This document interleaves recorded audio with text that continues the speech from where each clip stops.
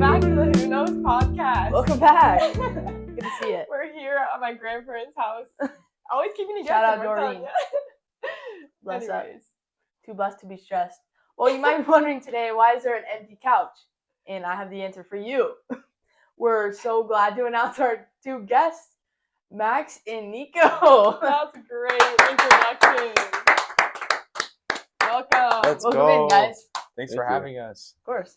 Tell people about yourself. You Oh, go first. gosh. Yeah. What did you say? Tell the people about yourself. Oh. Okay, I'll go first. My name's Max. Molly is my sister. Jocelyn's my friend. Nico's my friend. I went to Valley with all these people, and I'm going to Carson Newman, same school as Jocelyn. Woo, In go the Eagles. fall, Talent up. Talon's up. I can't do it very fast. You gotta work on it. You gotta get reps in. But yeah, that's pretty much it. Nice. I'm Nico. I'm Nico Villfana. I'm attending Cedarville University in Ohio, which is a Christian university. In the fall, I'm playing Division II baseball. Okay. I am 5'10". I'm 171 to 174 pounds. Okay, It ranges. And yeah, I'm excited to be here. Come on. Thanks for having me. Yeah. come on. That was great. And my car is currently broken Oh down my the gosh. street. Yeah, my car on the way here. I got here safely, but then it just freaked out and it won't go in park and it won't turn Yeah, we on. could have a perfect video. My dad is out there right now. Yeah. Yeah. This is great. Shout out Gus. I like Shout out Gus. I thought Gus. Gus Gus. came out of his truck with some powers, about to do something about it. He looked Gus like is just Yes. mad because he doesn't want the car to be broken. But Gus is Aw. chilling actually. Gus is never mad. Yeah, he can't be. He's got that. He's All right. Sorry for the distraction. Well, we have multiple intro questions, but I think we're gonna stick with one. Okay. Mhm. All right. We're discussing the controversy of tomatoes and cucumbers. First of all, if like a tomato is a fruit, then is ketchup a smoothie? Second of all, is a tomato a fruit or a vegetable? And what does that make cucumbers? I think Oh. they're both fruit, aren't they? I think if tomato's fruit, a cucumber has to also be a fruit. They're both fruit. I think it's got to be, right? I just know they're both Because fruit. it's something about seeds, right? They both have seeds. Yeah. They don't grow. Yeah, up but together. think about the seeds in those things. Like they're What? so watery. No, those are Like- definitely There's Yeah. seeds in fruit. tomato. Oh yeah, there is, huh? Yeah, Yeah, the there's little seeds in yellow. there. There's seeds. two. of them. Wait, so fruits have seeds. Mhm. Veggies Yeah, fruits do have not. seeds and Okay, veggies don't. had to start Do there. bananas have seeds? Yeah, the little black things Yeah. in the But middle. bro, I guess. Bro. It's actually a good question. what are you talking about? The little black things in the middle of the banana. You never seen those? Like- I'm they're assuming like they have bruises? seeds. But they're somewhere. not like big. No, they're No, small. no. I guess you eat Okay, them. I 'cause can't. I But can't they're picture not hard that. So either. could you replace a banana and a cucumber? Wait. Say it again. Could you replace a banana like for a cucumber? Could you go like one for What one? are you talking Like a about? cucumber What is That split. tastes so different. No, not their taste. They're like That's what I was thinking. they're like cucumber split? characters. Doesn't make That'd any be sense. good. Their character. No, banana's a staple fruit. Their though. personality. Banana's like That's true. you think of fruit and you think Yeah, of like yeah, yeah. apples and bananas, but cucumber's like one of the weird ones. Like it's like what's a potato? It's obviously a Is vegetable, it- but it's wait, also like yeah. it's also like seedless a watermelon fruit? it's something. What's the other word for a potato? You're Probably right. not. What you say? There's like another word for potatoes. It's like something else. I don't know. It's a vegetable, but it's also like Papas. no. I don't know. Right. I think I have no idea. It's a starch. starch. There we go. starch. Yeah. So yeah, Cool. What does that mean? What else? exactly. I just know it's both a vegetable and a starch. Let's talk about starches. What else is I a forgot, starch? I forgot my point was. I don't know. No, that was a good point. I couldn't think of the word when you brought it. What else is a Seedless starch? watermelon. Yeah, think about That's that. it. I don't know. Just potato. Okay, Yeah. moving on. There's to I'm answer- figuring it out. Starches, though. I think to answer your maybe. question, I think ketchup has to be a smoothie. Yeah. If Oh, I tomatoes a hate fruit, that you Wait, call no, it it's that. probably Just think about sauce. Disgusting. it's it's blended together. But you're like not a just gonna smoothie. drink that. Could you wait? there's Could you say sugar in that it, about? too. Wait, could you say that about everything then? Like Yeah. Yeah, exactly. every Mustard's sauce really is a do. smoothie. But mustard isn't made out of a fruit. It's It's made out made of seed, isn't it? Yeah, but What is it's a fruit? It's something with seeds. but everything's But- a smoothie if you like blend it together. I guess like That's a what? bar, dude. That's actually so true. It's a bar. Isn't it? So why? Yeah, Wait, like isn't it like in the dictionary like that? you don't need a fruit to have a Something blended. smoothie. Probably. Like there used to be You like don't Taco Bell smoothies like for punishment. Like they put a whole Oh, Oh. meal at Taco Bell in there, and then Oh. they This used is to getting mash it up. Crunch But that's a Wrap smoothie technically. Like this is really- Crunchwrap Baja Blast. Blend it. I think of it like this way. Have you ever dipped fries in like a milkshake? Not really. Yeah. But I know feel people like do. I feel like people do that. I've Yeah. done but it. milkshake has milk. But milkshake and smoothie are very similar. Like Oh. I feel like at Jamba Juice there's like a chocolate smoothie, Mm. and that's to me that's basically a milkshake. Mm. And so That's true. you dip fries in a milkshake smoothie, and then you dip fries in ketchup. So what's your point? Like ketchup's a Smoothie. smoothie? It has to be. Okay. Because I also Yeah, see like that's it's so grinded I up. guess, It's bro. like blended if we're tomatoes being, with if sugar we're being in like really it. stingy. If we're being really difficult. Yeah. If Yeah. you want to be extra, sure. Yeah, ketchup's a smoothie. To clarify, I wouldn't drink it. So Yeah. that's a good point. jeez. I used to didn't drink it, but I used to have it with like my. You ever had like I used to ketchup and drink it. strawberries? What? I used to like combine those two. No. When I was like a Yo. little kid. It was really good actually. That's just That's It's strange like one. sweet and like not sweet. It's like people like that. I did. No. I don't do it anymore. There's no reason, but Interesting. I used not to a put bad like thing. sugar on my strawberries. You guys do that? well, obviously that That sounds makes sounds sense. great. Like what? But like you guys never just like put You straight just sugar cut in? up No. strawberries I and haven't, put but it ketchup sounds on? Well, good. I would like. Okay, here's what happened. I would Or have you I would have like marinated a whole. Okay, I would have a whole meal like chicken Yeah. dino nuggets, and I would have Uh-huh. strawberries and then ketchup for the dino nuggets. But then I would just dip strawberries in there. It's right there. Like why not? Brooks did that with bananas. You remember that? Yeah. Exactly. So like, what's the? He dips his bananas in his ketchup. He would do the same thing. He'd have a lunch of like dino nuggets, grapes, and then like Yeah. a banana, and you just dip the whole banana in the ketchup and just take a bite. That sounds good. We were like, That's dude, how Brooks got through his Ketchup is childhood. really good. Ketchup's my favorite. ketchup's good, dude. It's just so What? consistent. I like mustard better. I don't like ketchup. What? Dude, I do. Mustard not. is the worst thing on the planet, actually. Do you like mayo? I'm glad you guys No. agree on this. Me either. I don't like mayo. I made Max hate mustard Mustard is Why? I don't terrible. like mustard because I used to I've put heard. it on everything. I had She to put it have on like plain noodles. I had to have it before a Like, soccer that's- CIF game, just mustard, and I almost barfed everywhere. Oh, It I was love it. disgusting. Oh my I gosh. put on my fish once. That's good. What? Yeah, On bro. fit. I don't You really can- like fish. you can but I eat put by mustard on it yourself. and I liked it. So Oh. You can definitely eat by yourself. I'm not eating with you.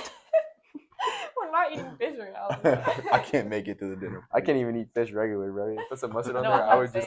saying. Yeah, no. It's a dirty combo. That's actually hilarious. Oh, that's good. That is a crazy combo. You should try it. It's good. Anyways. I respect it. Anyway, Should we get ready with the first question? Sure. are you guys ready? This is a loaded question. Should we read Yeah. the verse first? Kind of nervous. Yeah. Do you want to read it? Yeah, I Max? can read it. Okay, Matthew 7, verse 13 through 14. Right? Yeah. Yes. Okay.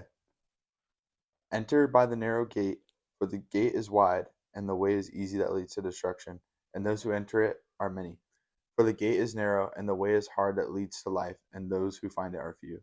That was ESV. Preach. So For I'm a big fan.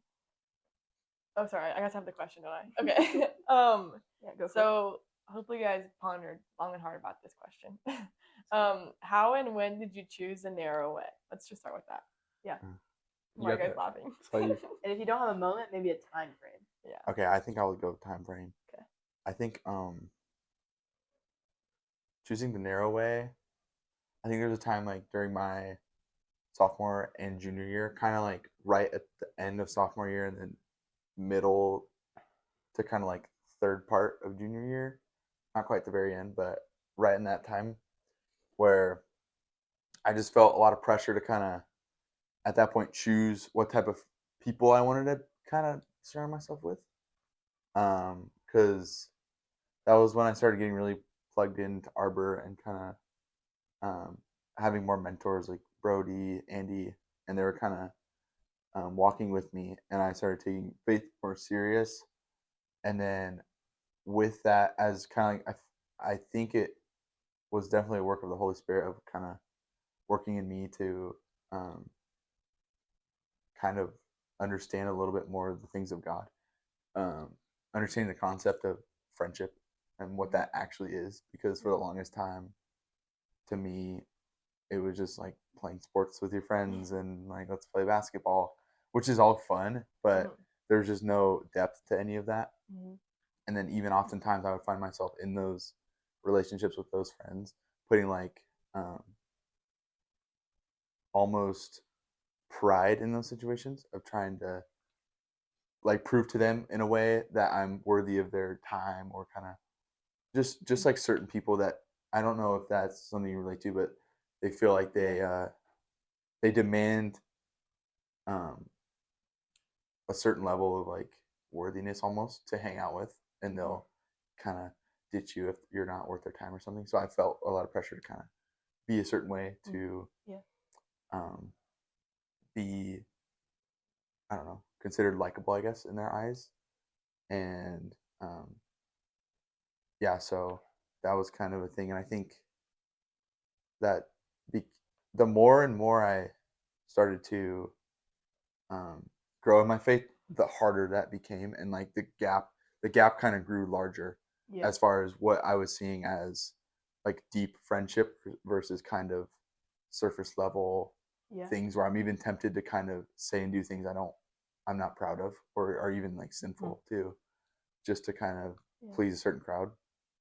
And so I think back to your point about the narrow gate is, I think it was some point in that time of struggling, like it became a struggle, and that's when I knew I was walking the right way, because it wasn't like the easy choice of like, yeah, just hang out with them, do what they're doing, and you'll have those quote unquote like high school memories that are fun.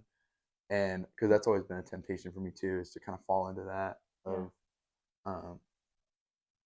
like you hear all the time like, oh, my dad's crazy stories, whatever, and it's like, oh dang, is that like what I'm supposed to have? I don't have those. And so that's been something I've always wrestled with. But yeah, kind of realizing that like choosing the narrow road is choosing to say no to that if it's going to lead you to sin, and even saying no to some people that are kind of not bringing the best of you, not making you more like Christ. And so yeah, it's kind of, and honestly a lot of that is like baseball culture, to call out the baseball homies, not like school people, I would say, as much, but like growing up, like travel ball, all of it, it's a hard place to be because you're surrounded by them, and it's this weird culture of everyone trying to prove themselves to each other. And so it's a hard thing to be humble, it's a hard thing to like be kind to others and consider others over yourself. And so like even in that, I started to see the gap grow. And so for me, it wasn't really like a decision one day like, oh, I'm gonna follow the narrow path in this area of life with friends, but it was more so God like almost pushed me on the path by making it hard. Yeah.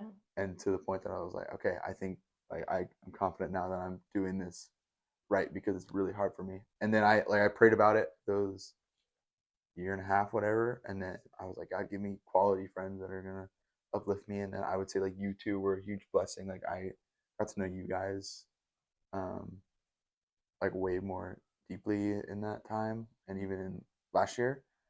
And then also like Henry, Philip, Day, like all those guys were a huge blessing. I basically got a new friend group in a way that, and I felt like that was an answer to prayer there, because it looked different than some of the friendships I've had in the past. So. Awesome. Sorry, I was yapping. No, it's good. Did you feel like when you started noticing the gap between you and your friends, that they ever like would question you, or did was that like separation hard in that sense? I felt really out of place a lot. Like I don't know. There's a weird thing where it's like people won't make fun of you, but every single time, like people will have like side conversations. You're like, oh, I think that is about me, when you're like being intentional about trying to be different, or even when you like not really. I didn't ever really call out sin, but I don't know. I tried to express.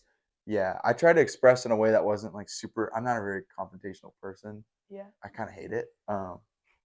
So I try to express in a way that was like kind of like, I don't agree with what you're saying. I would be like, oh, dude, like that's not cool, and then I would kind of just walk. I would just kind of leave. Yeah. And so in that way, I was like, I don't know. Yeah. That's I kind of felt like I floated a lot. Like I didn't have a set group for that period of time, so that was hard.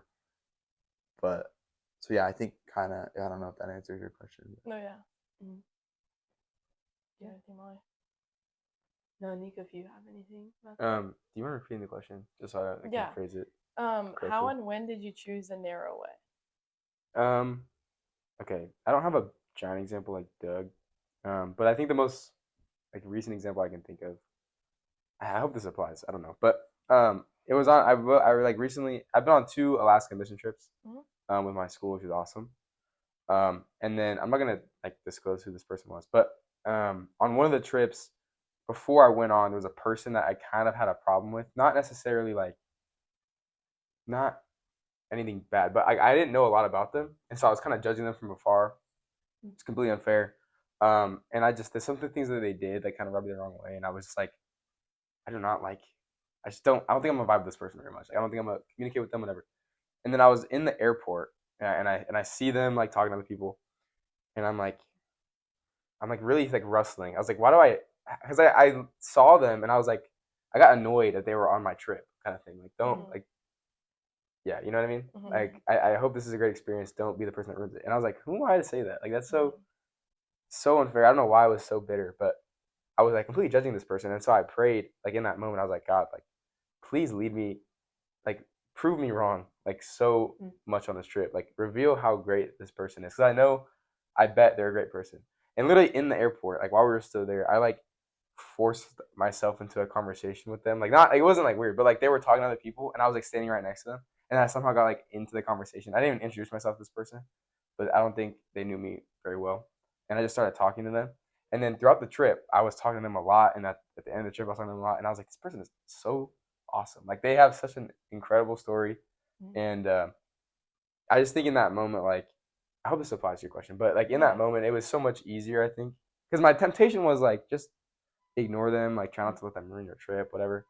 Like, whatever. But I don't know, something spoke to me to be like, no, let's be intentional with this person and learn how to be a little bit uncomfortable, and to try to, I mean, not have an impact, but like just learn who this person is, right? So like stop judging them from afar. It's so unfair, because I bet you people do that to you all the time, and you wouldn't like that either. Right? So, and I'm so grateful that was the case, because it was uncomfortable at the beginning, but then it was just beautiful. Like, God was like, there you go, bro. Like, you found a friend, and now you can confide in this person a little bit, and you can learn a lot with their story.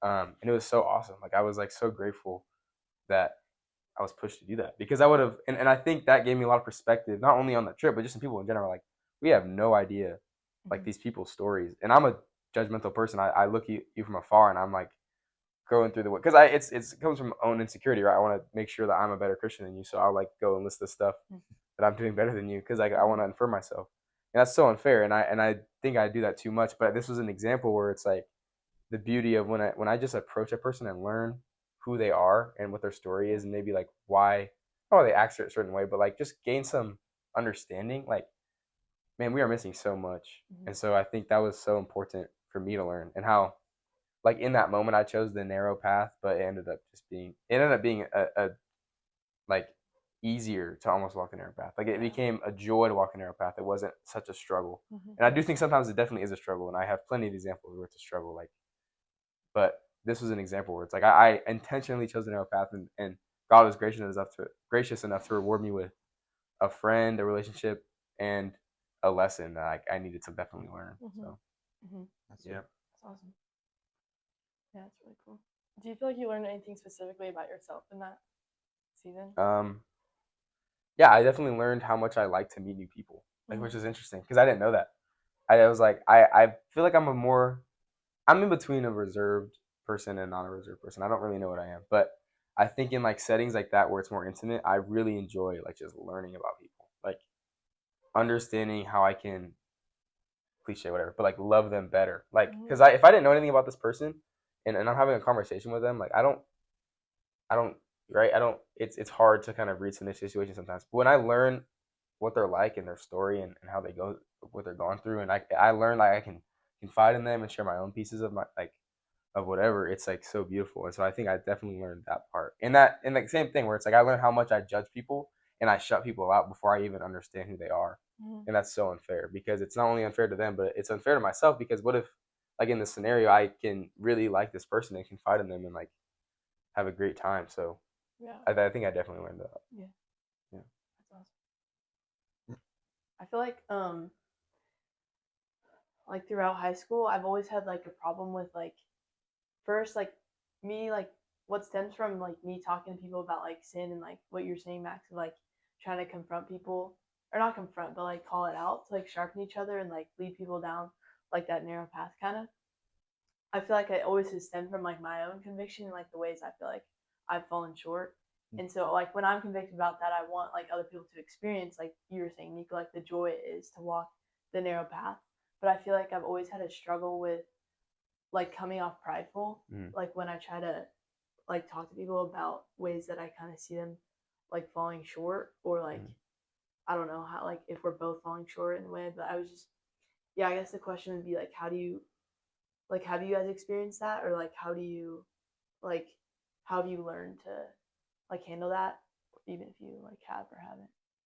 But, Yeah, I would say I'm the opposite problem. I give too much grace because I'm so not confrontational. I hate that. So when I go to approach somebody about a topic, it's so much grace. It's just so, it's like I write too much grace and they get nothing out of it, too much truth, and they're turned off to the idea of even talking to you, really right? And so it's finding that middle ground where it's like that's where you need to be. And to be honest, I don't think I'm there very often, but when I am, find a way to have middle ground, right? To like, I find the best way on it, like I could just be talking like you guys don't have to listen to me, but the best way that I see where I can get people to like understand what they're doing but not feel attacked is like just to go to myself first. Give an example of myself, right? Like if I see someone struggling with the sin, right, the least thing I want to do is make them seem like they're the only person in the world that is doing that, right? Because they are definitely not. And I feel like that sometimes. Like I feel like I'm the only person that's committing a sin, and to remind that person, like, dude, I'm talking to you right now, not as a like a perfect person, but I'm a sinner too, and I'm just looking out for you because I love you, not because I think I'm better than you. And so like if you can, and the way I do that is just pointing out one of my sins I struggle with and trying to have an example, because if you do that, then the barrier's broken down a little bit, and they're not feeling like they're gonna get attacked, right? And so I feel like that's the best way, and I'm not always good at that for sure. I mean, I could definitely misread a situation, but that's the approach I try to have, where it's like, how can I give enough truth or give enough grace, but also make sure they know that, right? Like there's truth to it as well. Yeah, that's cool. You got anything, Max? Yeah, I think it's a hard thing to do, like you said. I think there definitely is a balance. When Nico was talking, I was kind of thinking of kind of this in terms of relationships. Like, to you, like you're my sister.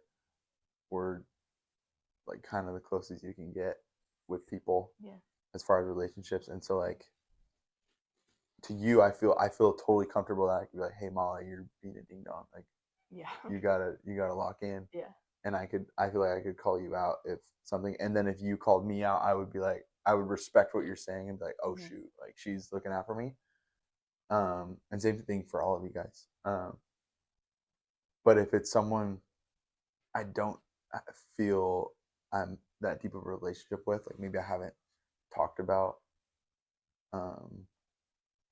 sin before with them, or like that specific sin, then I wouldn't feel as comfortable being like calling them out and being, because then I think that, I don't know, I know for me, I'm like, I never wanted to come from a place of pride, thinking I'm better or appearing that way, but I think sometimes it might.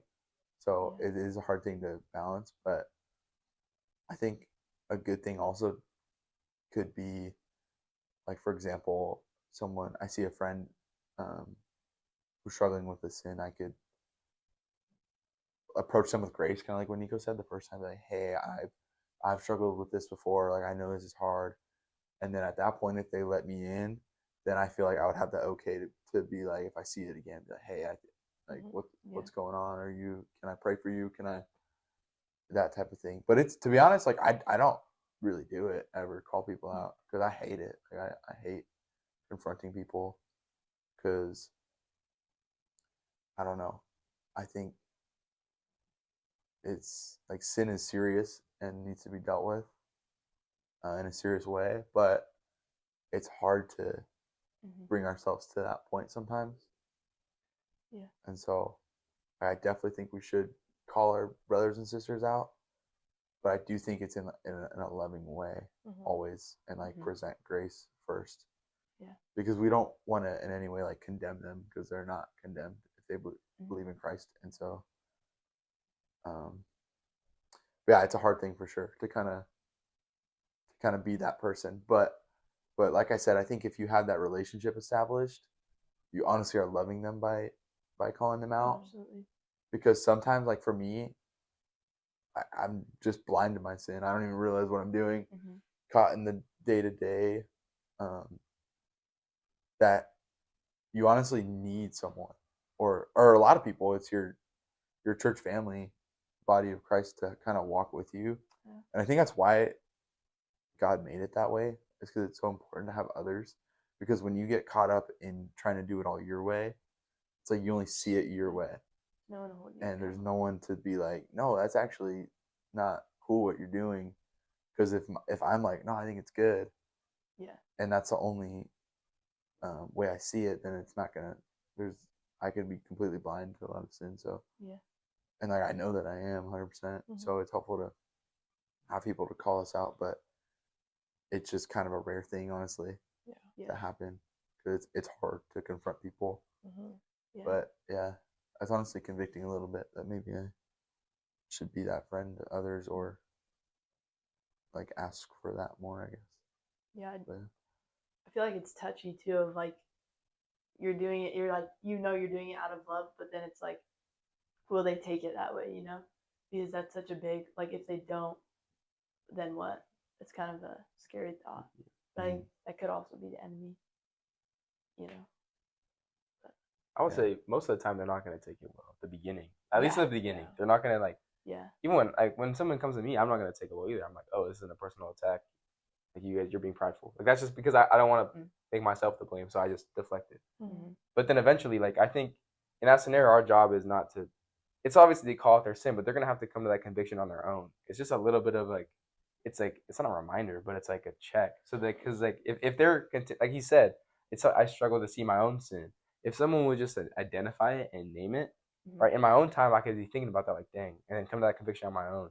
But yeah, like if I'm just walking in this sinful path and nobody's letting me know what's going on, like I'm just gonna keep doing it. Yeah. But I think in that case, our job is to more somehow like, give them a nudge to come to that conviction on their own. But obviously, right? Like I can't have that conviction for them. Yeah. And so, yeah. Yeah. Has anyone ever come up to you guys and like convict or like called out something you were doing that was sinful, and then how did you respond to that? I mean, a bad example would be like my parents all the time when I was, especially when I was younger, obviously, right, learning. But yeah, I think in high school a couple of times people would just come up to me, like some of my close friends, just because we have a lot of conversations like this, like just about checking in and making sure everything's good and just making sure we're loving each other, loving the people well. And it's just like hey man, like it's not an attack, and I think they did it well. It's just why can I ask why you're doing this? Like, is it intentional? Is it a struggle? Yeah. And that just gets me thinking, like, that's a good point. Like, should I be doing this? Should I not be doing this? Yeah. And so I think honestly I've had good experiences. Like I haven't been called out. Nothing that comes ahead where I've been called out like super harshly. But yeah, I mean, it hurts for a little bit because you just feel like you kind of feel really guilty when you come to that. Obviously, when you come to that conviction, you're really guilty, but like a pit in your stomach. You're like, oh man, I had no idea. Not only of this sin that I'm doing, but also of how people that I love and that look up to me sometimes like are seeing me do these things. So. For me, like I think of times where I felt that it's totally like a pit in your stomach type of thing, and it never was with someone saying words to me. It's always by the reaction that I've ever had it. So like people I look up to, when most of the time it happens is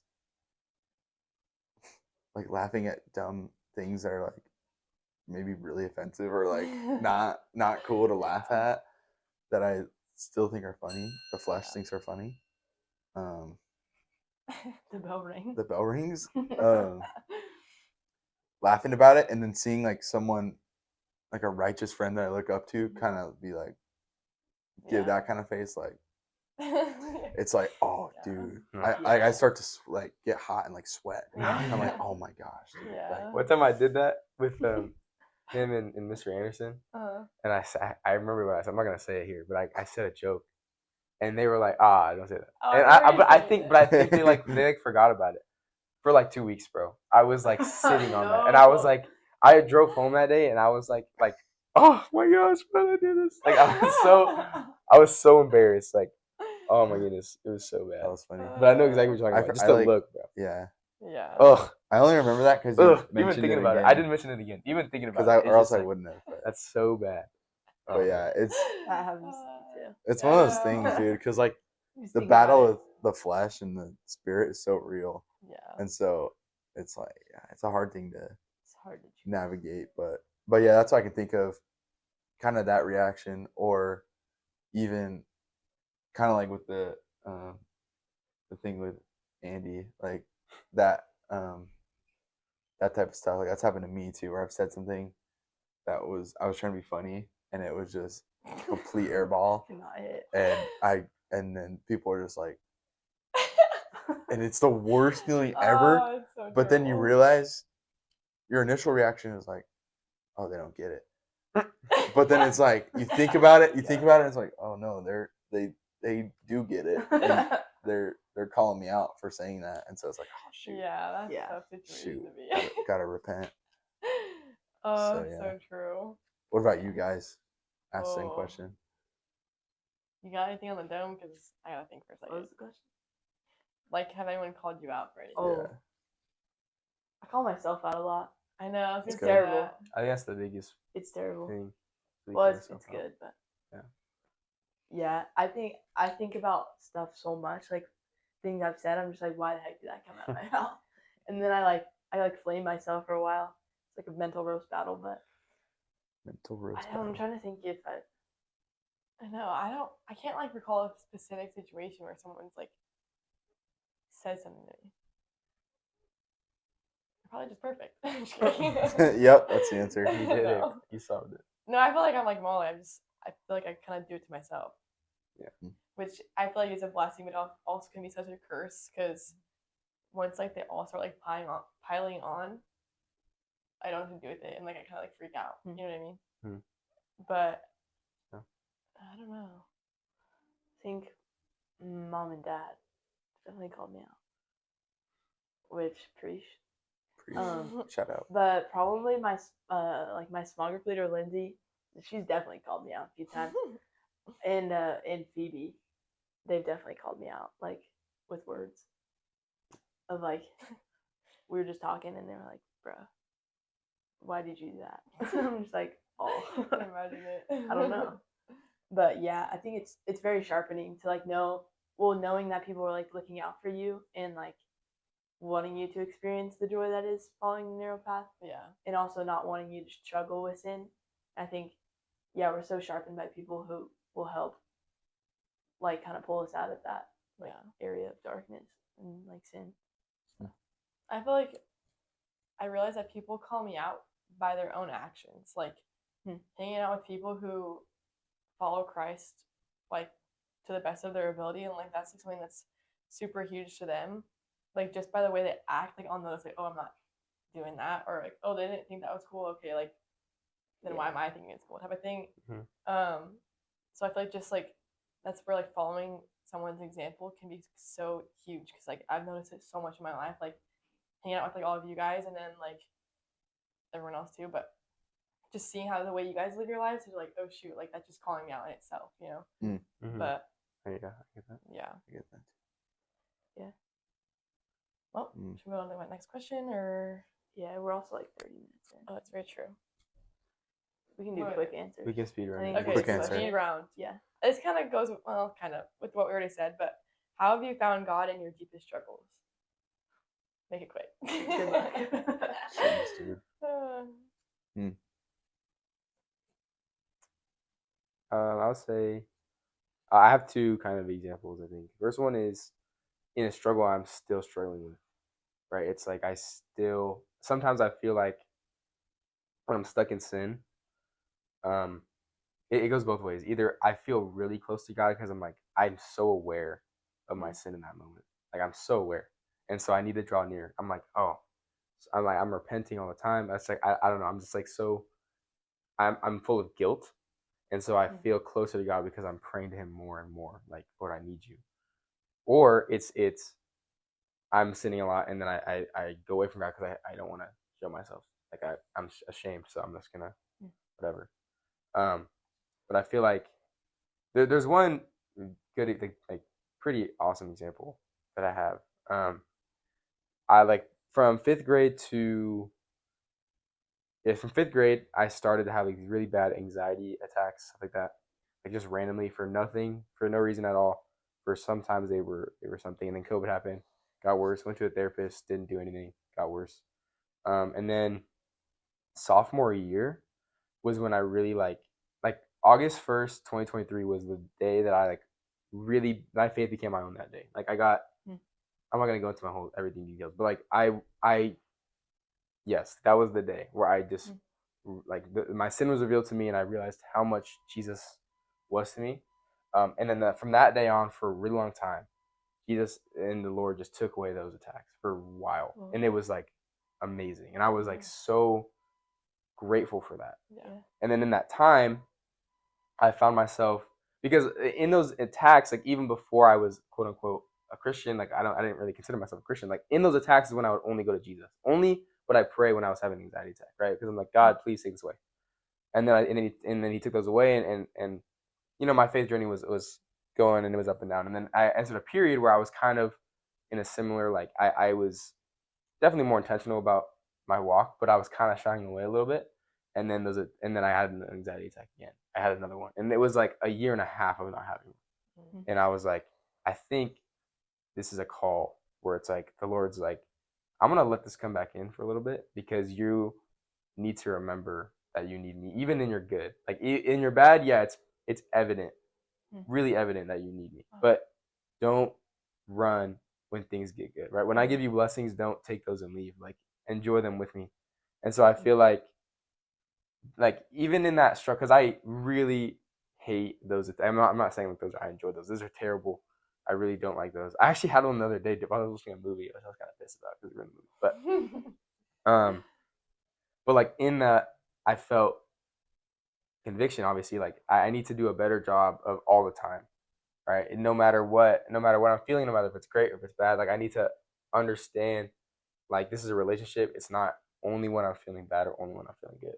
Yeah. And so I feel like definitely there in that struggle itself, right? As I go through other sin, right? That struggle itself has helped me continue to keep God as I battle through other sins, right? To not when I not get over a sin or a struggle or whatever, but like when I continue to battle it, it's to not let God go away or pull him in only for that moment. It's an attempt to keep him consistent. Am I gonna do that all the time?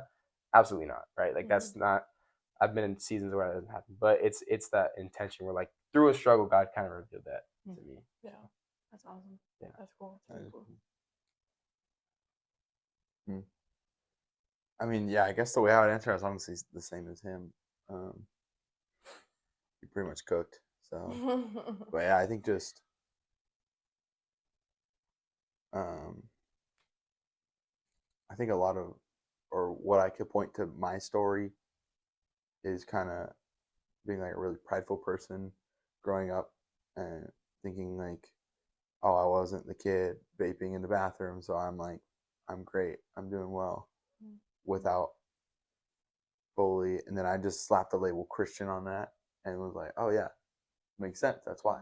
But it's like I didn't know Christ or why I needed him or even that I did. So it took me being confronted by sin like over and over again to then realize like, oh dude, I need a savior. Because and it's honestly the not like sinning once and being like, okay, repenting, and then it goes away, but like the sin that you repent for, and then you do it again and again and again, and it's like that's when you're like, oh dude, like I don't even have the power in my own being to stop this if I wanted to. And so that's when you really understand and appreciate what Jesus did, and also that it's not really, because I thought about it too, like if Jesus saved me from my sins, and then God was like, okay, cool, he's saved, on to the next one, and just left me, it's like that would be rough because I'm saved, but I'm still like, it would be a bad story. So then not only does he save me, he also is sanctifying me and delivering me slowly. And so like, yeah, that's, you kind of have to be in the mud to be able to see how good God is. Yeah. So.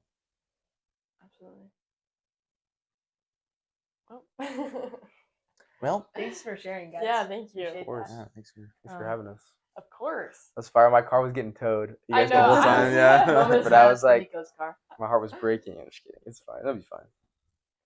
Bro, they're the most siblings I've ever seen in my life. Well, that's all we have for today. Thanks for listening, and thanks, guys, for coming on. Thanks for coming on. We appreciate you.